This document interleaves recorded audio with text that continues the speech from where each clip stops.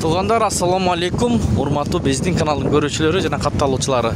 29 август 2024 жыл Бишкек түштөн кийинки курстарды бир көрөлү кандай болуп жатат.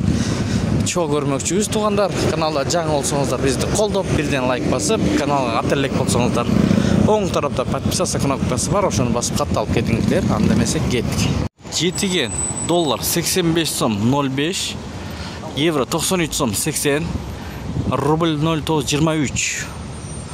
Анын жанындагы бул обменканы көрүңүздөр. Бул жерде деле ушундай көрүнүш жетиген. Азия трейдте ылдыйраак болуп турат тугандар. Доллар 85 сом 05, евро 94 сом, рубль 0,911, 0,91 тыйын. Финка банкта доллар 84 сом 90 тыйын, рубль 92 тыйын.